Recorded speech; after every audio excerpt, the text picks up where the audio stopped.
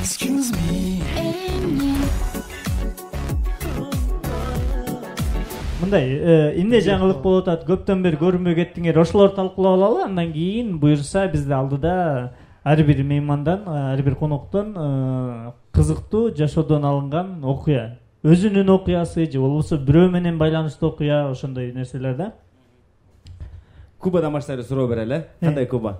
Эң жакшы. Не кылып жүрөсүң? Excuse деген шоуга келдим. Excuse me деп айтайын деп. Дилим буралып кетти го. Айта албай. Жүрөбүз ошол. Кино тарталы деп даярданасыңар. Ошолорго катышып.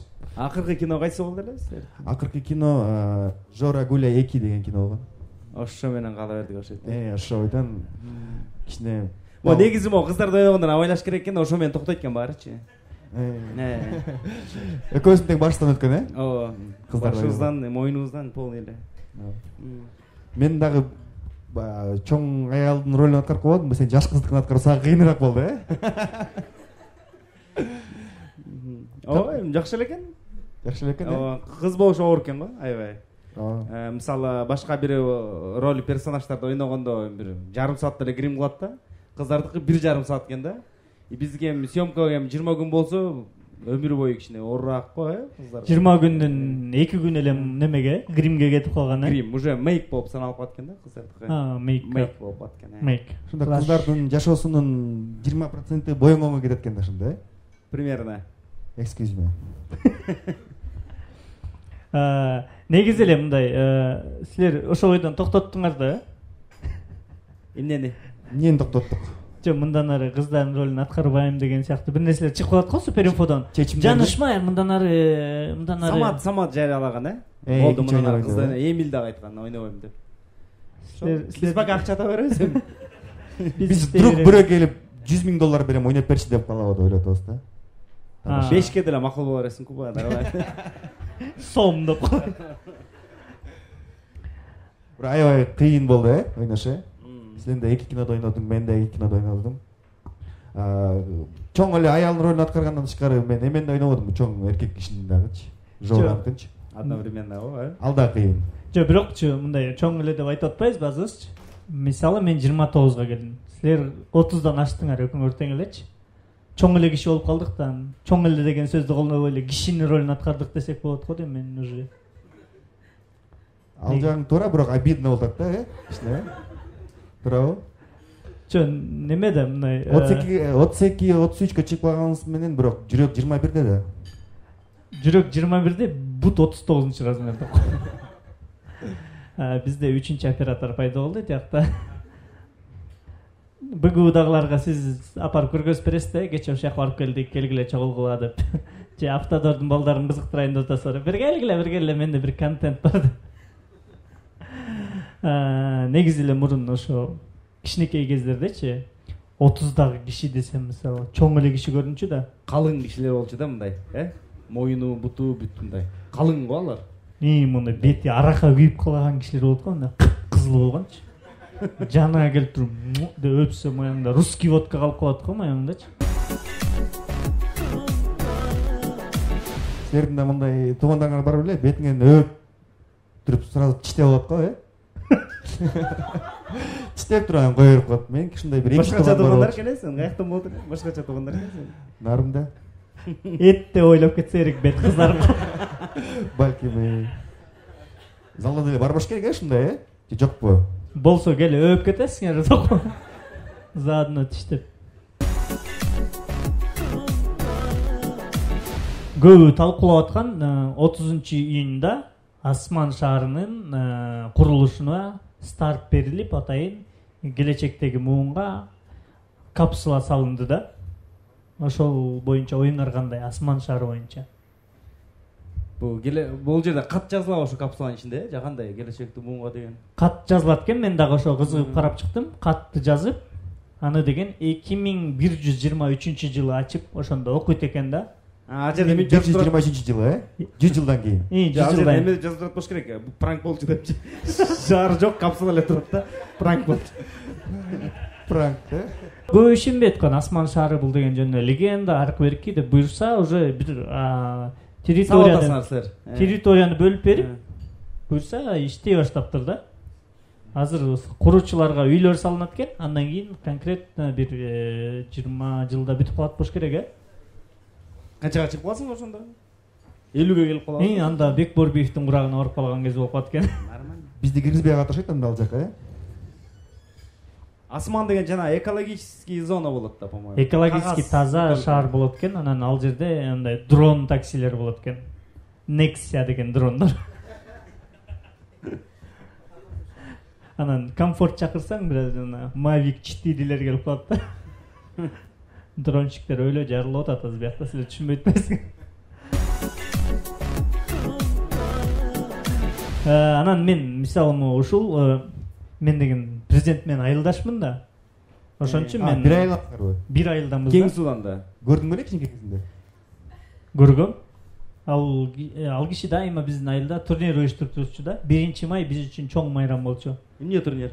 Футбол боюнча районный турнир болчу. Бүт командалар келчү, ошол жакта турнир болуп, турнир где-то мындай көгүмдөрдө бүтөт. Жеңүүчүлөр аныкталгандан кийин Садырова немелерди, вратарларды ким кыйын вратар келгиле дечи. Бирок мен тепкенде тозбогула дечи. Жок, эгерде менин ударымды тоссоңор, ар бирөөңө билбейм канча сом, ошол кездерде мисалы 100 сомдон берсе керек. Ал кезде мен кичинекей болчумун да, 2001-2002 жылдар болуш керек да. Ошондо ар бир ударын алган адамдарга сом берчи да, бирок бирөө да ала алчу эмес.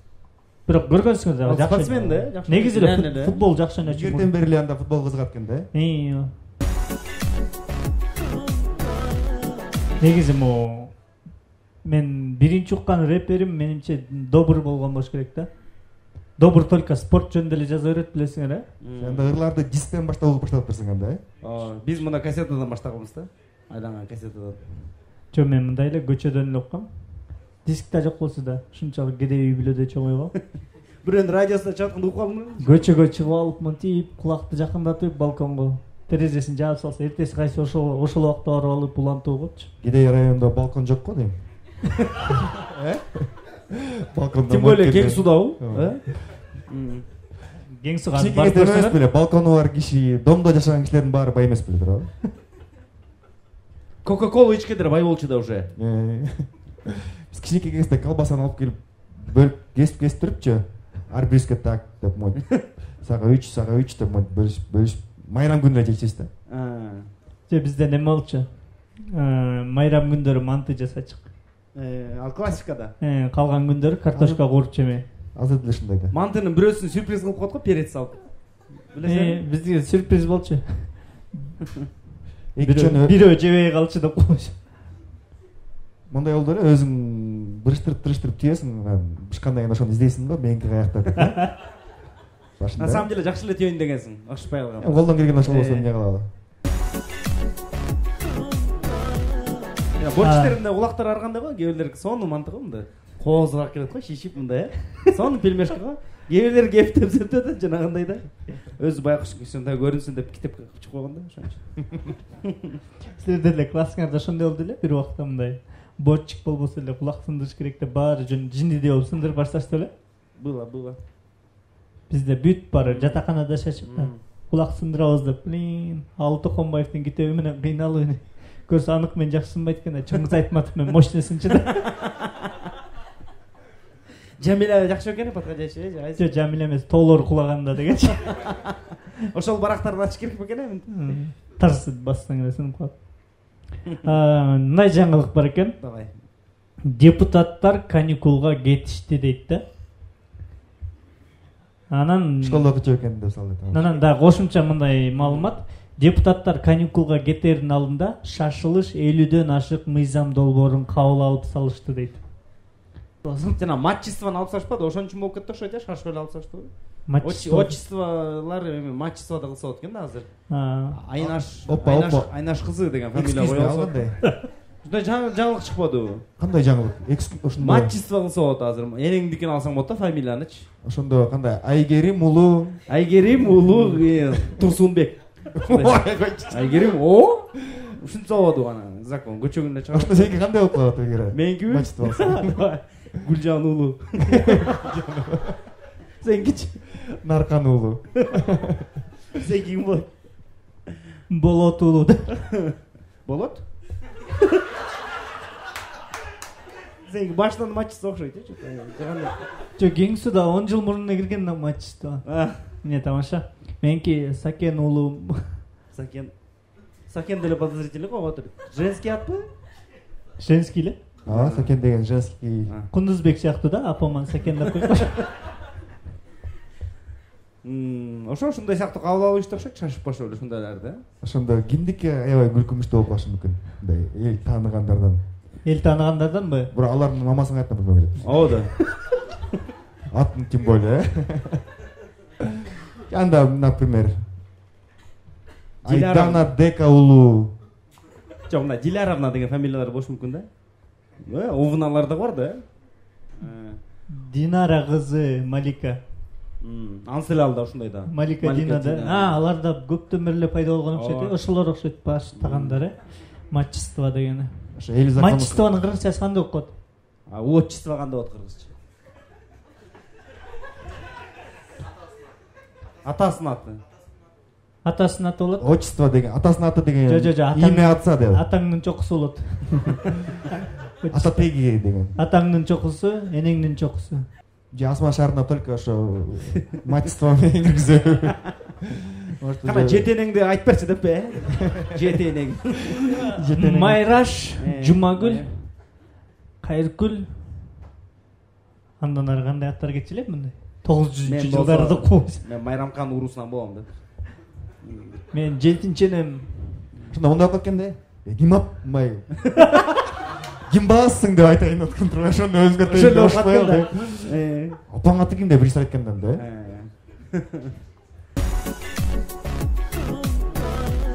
Бул движение немеден башталды эле го? Жанагы директор десе, директриса депчи. Сразу профессияны дагы пол менен ачыш керек болуп калды эле. Художница. Бул феминизмден келаткан турбайбы? Ошол жерден да. Жок, мага анын баары макул кете берсин. Матчествонун, братчество, сестричество кете берсин алчы. Одиночество деп койсо болот. Уулуу деп эле койсот да. Жок, депутаттар каникулга кетти деген ошо мындай. Каникулда эле эс алуу, отпуск деп койсо болот го дейм. Бала эмес де, кичинекей бала эмес де каникулга кеткендечи. Анда депутаттар айга кетириш керек да. Чоң апасына чөп чаап беришsin. Каникул. Просто отпуск деген өзүңө кымбаттуу болуп атпайбы, көрдүңбү? Море, курорт, отпуск. Булардыкы отпуск чересчур болуп кетти, ошо же каникул деди да. Тыныгуу деп койсо. Тыныгуу деш. Танапис деш керек. 2 айга кетишти. 2 айга? Чын элеби? Ооба, келгенден кийин жазышат экен. Мен каникулду кантип өткөрдүм деген сочинение жазып. Каникулду кантип. Ошо менен жарым мыйзам турат экен. Мен Кундузбек каникулда чоң атамдардын үйүнө барып, шайлоочулардын маселелери менен таанышып, маселелер көп экен, чөп чабышка кол кабыш кылдым деп ошентип жазышат да.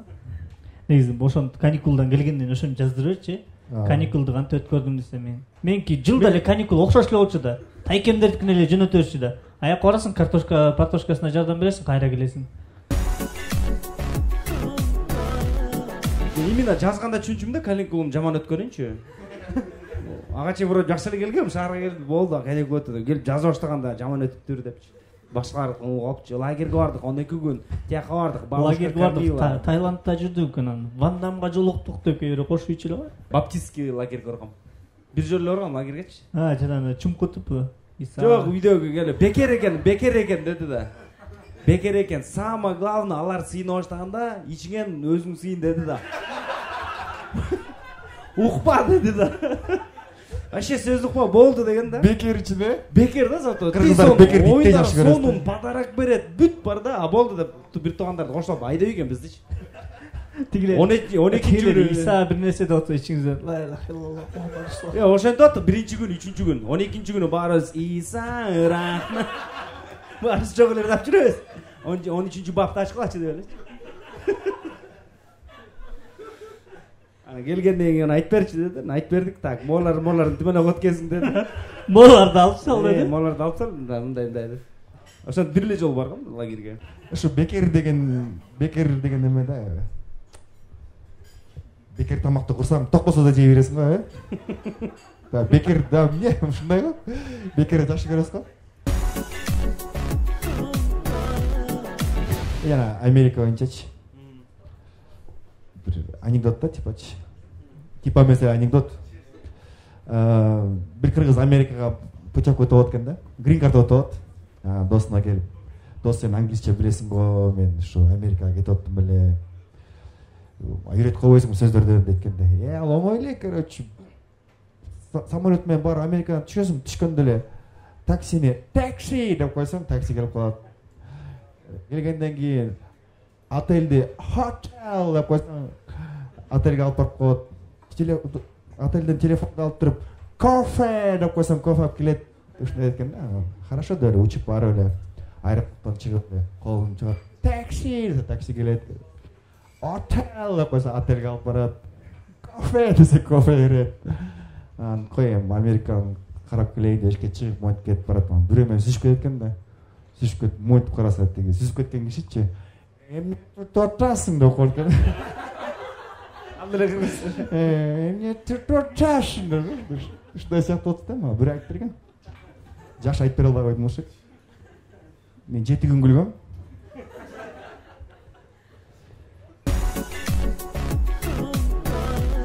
Көп сөздөр кыргызчага которулган эмес. Азыр неме аттиш десе эстеп кетпедим. Аттиш деп көп колдоно бербейбиз, плоскогубца дейбиз да, туурабы? Аттиш эле дейт. Аттиш эле дейбиз. Кокогандыгынан бери. Ошондон бери эле жүрбөйсүзбү аттиш деп. Аттиш берчи деле.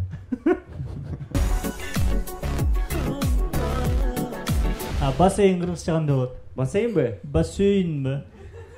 Бассейн. Ал деген неме дейт да? Жасалма көлчүк. Ошондой эле калат да. Чөмнө тактап айтыш керек экен, э? Жасалма көлчүк деп, э? Жасалма көлчүк деп болуп калат экен да? Элга басым жазыш керек да, көл анан. Анда жасалма көлмө. Чүк деп алып салып эле. Көлчүк жакшы болот да, типа чүк деп киргенде. Мындай эле кылбайлы кыргызча. Кел мага качабыз деп эле косуп болду. Айтып отурбай элечи, атынчы, баары көрүп турат да, суу экенинчи. Анда кандай болуп калат ошондо, мондай болуп калат. Дос, жүрө, мага барып келебиз дегендей болуп калат. Туура которуш керек да. Жөн эле которгон болбойт да. Лохту билесиңер кандай болот кыргызча? Лох. Кандай болот? Официальный словарьда бар. Кандай болот? Ким билет? Жок, ал деген трус да. Сиз коркок дедиңизби? Блин, кулакка башка сөз болуп кетти, жаман жүрөк түшүп калды, блин. Жок, билбейсиз. Чичмылдырык. Официально лох экен да? Чичмылдырык. Чичмылдырык деген уккан, бирок мурун. Бирок чичмылдырык да. Ошо сени лох деп айтышчу экен да. Сен түшүнбөй эле чичмылдырык десе, да, чичмылдырык десем да, өсүмдүк катары ойлогон да, андай кичинекей. Чичирканак деген сыяктуу. Чичирканак дегендей.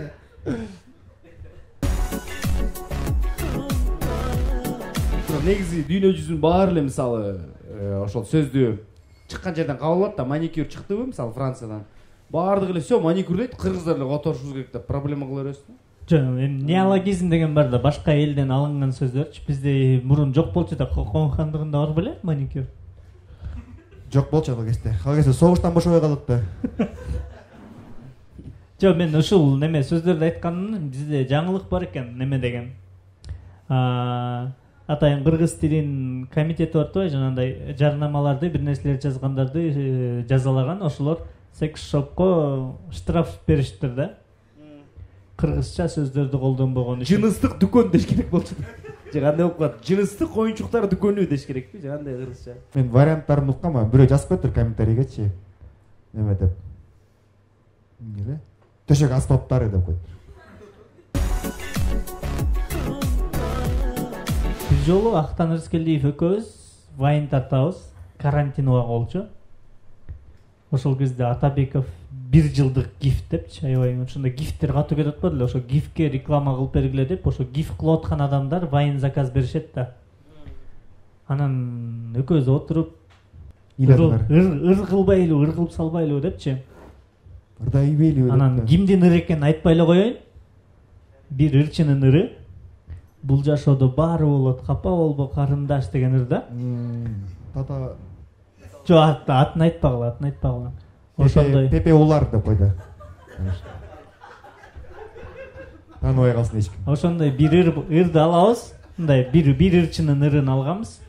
Ошону өзгөртүп гифке катыш, тез утасың, бир нерсе болсоң, на квартира дагы бар, на деп өлө кылып жасап, өлө кылып. Утпай калсаң, капа болбо карындаш. Утпай калсаң, капа болбо карындаш деп ошентип жазып, анан тияктан болгон эле катталасың демирчүнүн немесине, баракчасына аркы берки, на деп. Рифмага түшпөсө деле кыйналып эле тыгып эле. Рифмага окшоштуруп эле. Холодильник деген сөз деле кирип кетет да рифмагачы. Калпак кийип, нерсе кылып, ошо атын айта албай да коелу, ошол ырчыга окшоп кийинип, ошентип тартып киргизип коебуз. Анан жыргап жүргөнбүз. Бизге акчасын берет болуш керек 1-2 күндө депчи. Анан жүрсөк эле бир күн эле Актанбай кемеге чалып калды. Эмне эмнеси? Тиги вайнды удалить эттим дейт. Эмне болду десем? Пепалар келди. Тиги ырчы жазды мага. Мен ырымды эмне ушундай жаман нерсе колдонуп атасыңар, элдин башын айланткан розыгрышка. Мен деген ырыма деген автордук укуктары бүт мыйзам түрүндө неметилген, бекитилген. Мен силер менен соттошом дептир да. Актанбайке да кээде ошондой моменттерде мындай паникер болуп кетет да. Илейди. Качып кеттиңер башка өлкөгө же эмне болду? Жок эми ал анын немесине страницасына чыкмак. Мен бул жерде соттошсо мага баары да. Анан ошонтон тиги Аскат биздин продюсерди эшитип алып, тиги ата табалаган ырчы менен жолугушууга барышып, кебетесин көрдүңөр, маскасы жок. Мен барган жокмун, тиги экөө барышкан да. Экөө барып, ал ырчыга ошо по-моему биз 30 миңге же 20 миңге тартканбыз. Ошо 20 миңдей сом берип болду бизге соттошпой эле, ызылдашпай эле кол деп ошентип ыраазы болупту. Анан тиги акчаны алып болду. Анан жаңырым чыгып эле как раз муну ошого каратып коеюн деп коюптур да. Ошон үчүн капа болгон жоксуңар анан? Капа болгон жокпуз, карындаштарлык. Баары эле хоппу бүткөттүр да. Мен бир жолу тойго башка убакытта барып алгам да. Айырмасы бир топ чоң да, ошол күн мененчи. Гүлдөн кандай той болду? 1-2 саат эртеби? Аз айтып берем. Кажысайга той деди да, кызмат кылып болуп бериңиз, давайте, мен бул жерде. Не кызмат? Той алып барып. Ведущий болуп, тамада болуп. Кажысайга мэр болуп бериңизчи деди. Бизде биякта ошол ресторандын аппаратурасы да жок экенси. Хоп дедим, андай да болот деп тиги намаз досубузду айттым көрчү. Аппаратураны заряжай, мода тага дедим да. Всё, кетти анан. Жайында да ушундай күндүмдө ысык болуп, көлгө барган повод керек болуп аткан кез болчу да. Анан иш алдыда да 2 күн бар. Вперёдда 2 күн бар да. Всё, кеттик деп эле анан. Эртерээк мен бара берели. Тиякта көлдөгү достор менен ошоктон жолугалы. Мен как раз алар менен 2 күн эс алат экенмин. Кажыса как раз ана дальше акыркы досубуз Ананьевага барат экенбиз. Аяктан Караколдон айланып анан Кажысайга тойго барып калам дедим да. 3-күнү уже тойго иштегеничи. 2 күн эс алып, 2 күн эс алып 3-күнү күнү барып калат экенмин депчи. План аябай сон болчу экен, э? План сон, короче, анан чыктык. Диджей баланы тойго эле түз барып калам десе, зачем? Жүрү мен эле эс ал. Айбек диджей. Жүрү мен эле чыга бер. Чогуу эс ала беребиз 2 күн анан тияка айланып. Үйдөгүлөр кое бербейт. Ата энеңди деле алып ал, пойдем. Почти ушундай эле болду. Белекке айттым. Белек эмне кылып атасың? Борсум. Жөн эле көлгө барып келебиз. Мен дальше тойго кетем, сен эс алып кара бери келе бересиң деди. Хоп деди. Тиги жердеги көлдөгү балдарга, Ананьевадагылар, тиги буларга. Бардаңла, бартам. Чото монусунда отуруш болмой болду окшойт. Баардыгыбыз чогулуп отурат окшойбуз. Как раз мен ушактан давай могу күнү отурабыз. Давай деп чогулуп.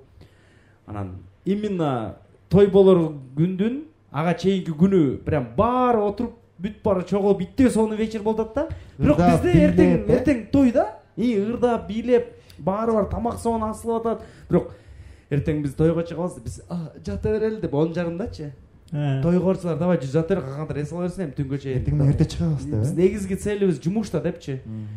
Тияк кечинде отурган эмеспиз эч ким менен. Тигилер да тойго жакшы барып. Алар булар тойго кетет, барласа жаткыла деп түндө өлө сон отурушат, гөл жейик сон го. Биз үйгө оралганбыз, жатабыз депчи, эртең тойго чыгабыз деп. Эртеси менен мынтип саккамды алып жүрөм.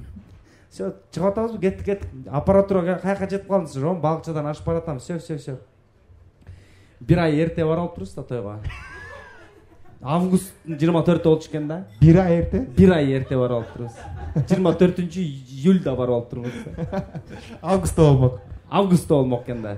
Кантип билип калдыңар ошол бир ай эрте? Баргандан кийинби же барып эле ресторанга кирип барып эле? Чалгандан кийин. Хорошо, жолго чыкканбыз да уже. Жолго чыгып уже бир аз жакындап калганда, байке биз келип калдык деп чалып коем деп, атайын чалбай жүргөм да ишечи.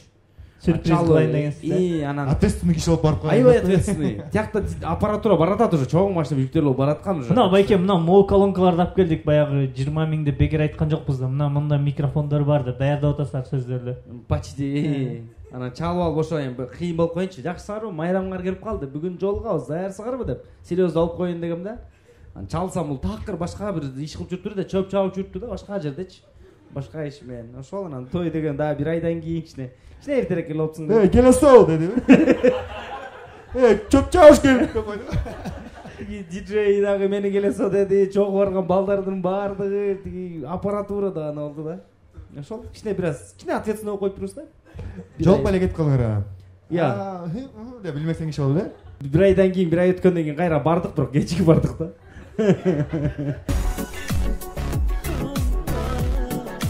Бул жолу 3 кишиге чыкканбыз, 7 киши.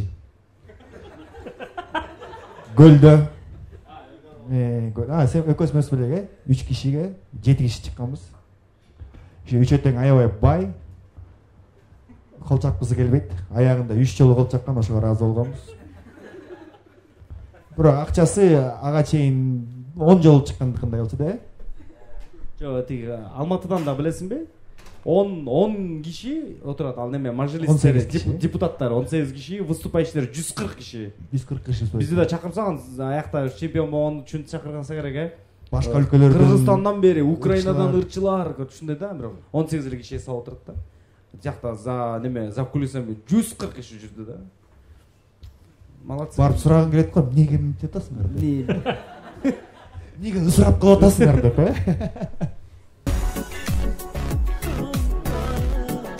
Мага ошол эме жакчу эмес, мага такыр. Пранктарбы? Ошол розыгрыш, ошол модель го, ушинтип бирөөгө чалдырып, мен дагы бирөөгө радиого барып калып, ушуга чалып, ушуну тамашала деди да. Мен өзүмө жакпай атат да, блин, келгениме өкүнө баштадым да.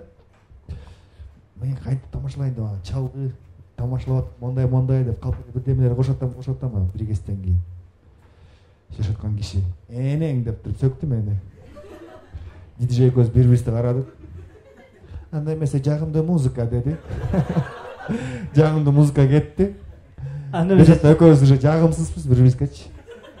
Мен кете берейинчи дедим. Жок, мен дагы 20 минут калды, як. Эптеп суранып кетип калгам. Анда эмесе сиздер үчүн коштошуп калыңыз деди. Коштоштум, кеттим. Ошондон кийин радио чалса эле жүрөгүм лакылдап эле. Анда эмесе сиздер үчүн жагымдуу чыгарма Или Азандаш дүйнөдө сени сөккөн бир адам бар деди.